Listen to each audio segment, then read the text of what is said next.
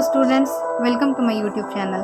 तो चलिए आज हम फिजिक्स की क्लास की शुरुआत करते हैं। तो आपका फिजिक्स का पहला पार्ट है प्रकाश का परावर्तन यानी रिफ्लेक्शन ऑफ लाइट्स। और सबसे पहले हम लोग इस पार्ट के ऑब्जेक्टिव टाइप क्वेश्चन देखेंगे, उसके बाद हम सब्जेक्टिव टाइप क्वेश्चंस का अध्ययन करेंगे। तो आते हैं पहले प्रश्न की ओर। तो आपका पहला प्रश्न है, दाढ़ी बनाने में कौन सा दर्पण उपयुक्त होता है। हम जानते हैं कि दर्पण आपके 3 प्रकार के होते हैं, उत्तल दर्पण, अवतल दर्पण और समतल दर्पण। तो वही कह रहा है कि दाढ़ी बनाने में या हजामत बनाने में आपका किस दर्पण का उपयोग होता है। तो आपका पहला ऑप्शन है समतल दर्पण, दूसरा है उत्तल दर्पण, तीसरा है अवतल दर्पण और चौथा है नन ऑफ दीज। तो आपका सही आंसर है स्टूडेंट्स अवतल दर्पण, यानी अवतल दर्पण में दाढ़ी बनाने में हमारा अवतल दर्पण का उपयोग हम दाढ़ी बनाने में करते हैं या हजामत बनाने में करते हैं। तो चलिए आते हैं दूसरे प्रश्न की ओर। तो आपका दूसरा प्रश्न है, कौन सा ऐसा दर्पण है जिसमें आपका प्रतिबिंब हमेशा सीधा प्रतीत होता है। यानी कि कौन सा ऐसा दर्पण है जिसमें आपका जो प्रतिबिंब है, जो आपकी इमेज है, वो हमेशा सीधी बनती है। तो आपका पहला ऑप्शन है केवल उत्तल, दूसरा है केवल अवतल, तीसरा है केवल समतल और चौथा है या उत्तल या तो अवतल।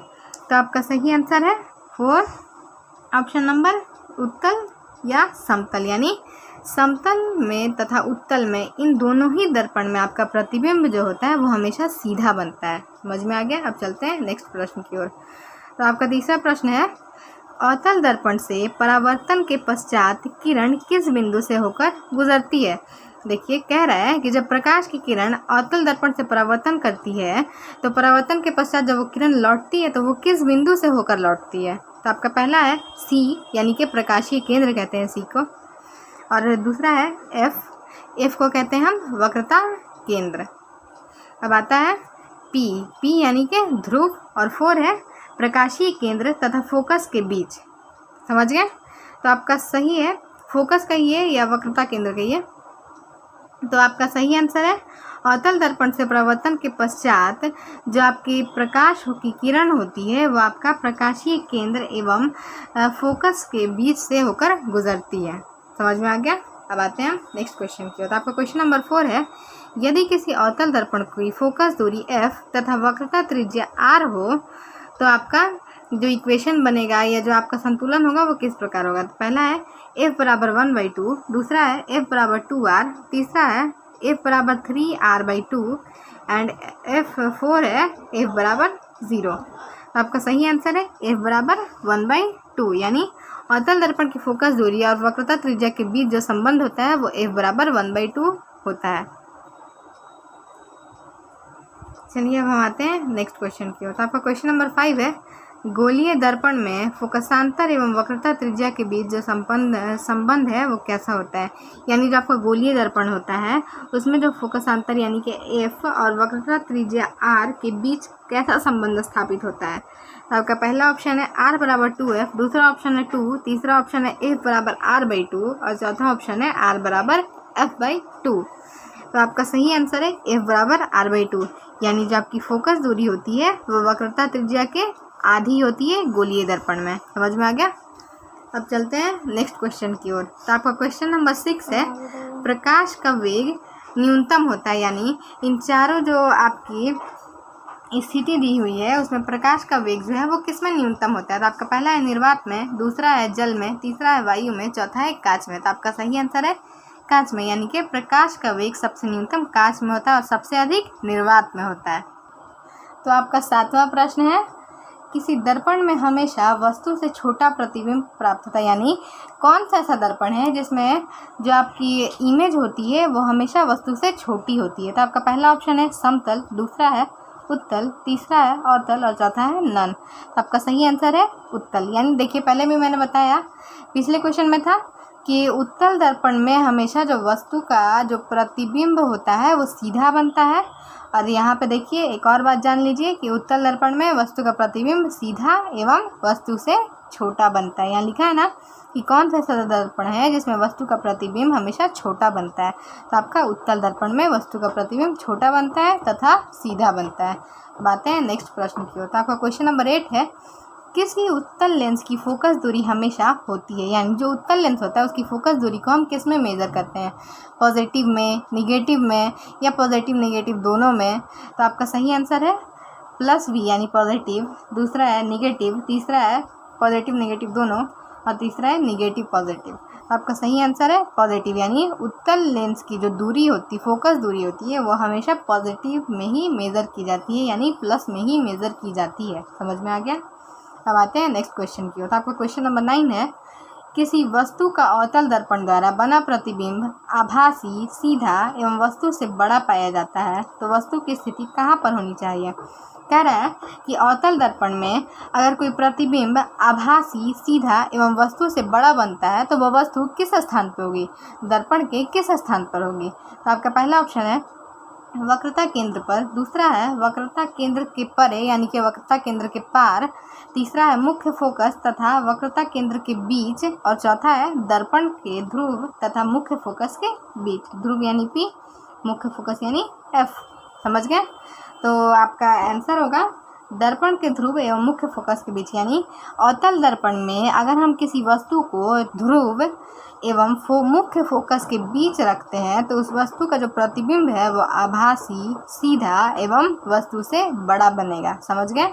अब आते हैं नेक्स्ट क्वेश्चन की ओर। तो आपका क्वेश्चन नंबर 10 है, साइड मिरर में प्रयुक्त होता है, यानी किसी भी वाहन के जो साइड मिरर होता है उसमें कौन सा दर्पण प्रयुक्त होता है। तो आपका पहला ऑप्शन है अवतल दर्पण, दूसरा है उत्तल दर्पण, तीसरा है उत्तल लेंस और चौथा है प्रिज्म। तो आपका सही आंसर है उत्तल दर्पण, यानी साइड, किसी भी वाहन के साइड मिरर में हमेशा उत्तल दर्पण का उपयोग करते हैं। अब आते हैं हम नेक्स्ट क्वेश्चन की ओर। तो आपका क्वेश्चन नंबर 11 है, सरल सूक्ष्मदर्शी में किसका उपयोग होती है। जो आपका सिंपल माइक्रोस्कोप होता है उसमें हम किस लेंस का उपयोग करते हैं। तो आपका पहला ऑप्शन है अवतल दर्पण, दूसरा है उत्तल दर्पण, तीसरा है अवतल लेंस और चौथा है उत्तल लेंस।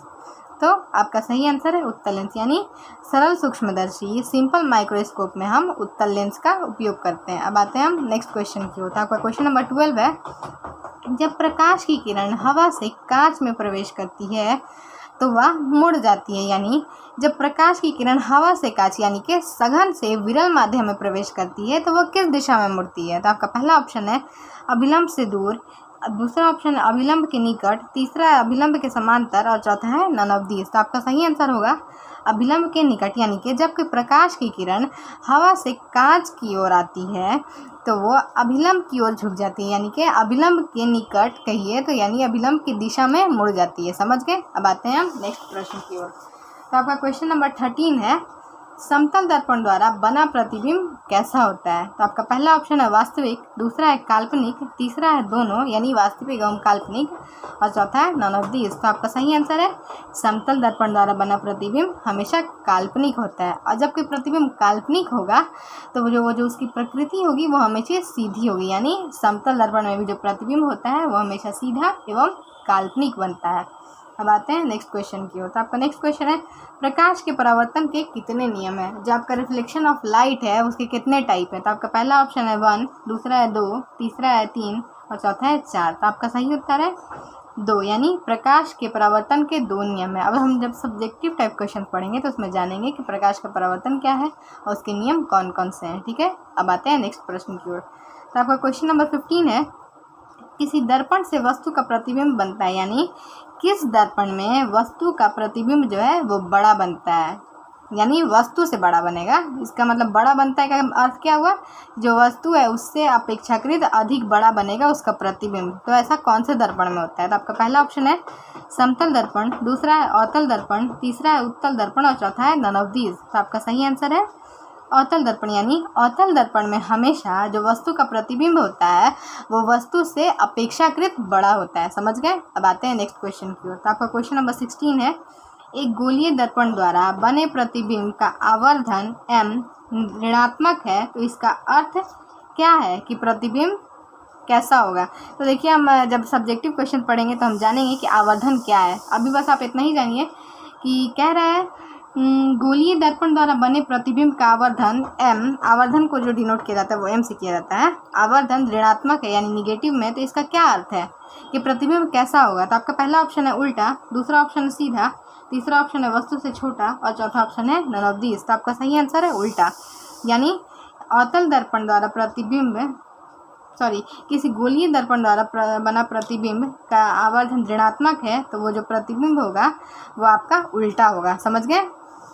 अब आते हैं नेक्स्ट प्रश्न की ओर। तो आपका क्वेश्चन नंबर 17 है, अवतल दर्पण की वक्रता त्रिज्या उसकी फोकस दूरी की होती है, यानी जो अवतल दर्पण है उसकी जो वक्रता त्रिज्या है वो फोकस दूरी के कितनी होती है? कम होती है, आधी होती है, 1/4 होती है, दोगुनी होती है, यानी अवतल दर्पण की वक्रता त्रिज्या और फोकस दूरी के बीच क्या संबंध होता है? समझ गए? तो आपका पहला ऑप्शन है आधी होती है, दूसरा दोगुनी होती है, तीसरा 1/4 होती है और चौथा है 1/3 होती है।